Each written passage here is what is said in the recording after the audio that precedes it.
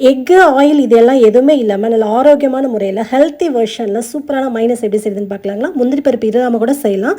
அதை இன்னொரு வீடியோவில் உங்களுக்கு ஷேர் பண்ணுறேன். கமெண்டில் நீங்கள் கேட்டிங்க அப்படின்னா முந்திரி பருப்பு ஒரு 1/4 மணி நேரம் ஊற வச்சுக்கோங்க. சுடுதண்ணியில் நல்லா சுடுதண்ணி ஆறுற வரைக்கும். அது கூட வந்து மிளகு, ஒரே ஒரு பல் பூண்டு, கொஞ்சம் சர்க்கரை, உப்பு இதெல்லாம் சேர்த்துட்டு கொஞ்சம் தண்ணி விட்டு நல்லா நைஸாக அரைச்சி எடுத்தீங்க அப்படின்னா இதுவே கிட்டத்தட்ட மைனஸ் மாதிரி டேஸ்ட்டு சூப்பராக இருக்கும். ஆனாலும் அடுத்த ஸ்டெப் ஃபாலோ பண்ணிக்கோங்க, அதுவுமே இன்னும் நல்லாயிருக்கும். பாலை காய வச்சுக்கோங்க. அது கூட ஒரு அரை லெமனை புழிஞ்சு விட்டுக்கோங்க. 1/2 லிட்டர் பாலுக்கு 1/2 லெமன் போதுமானது.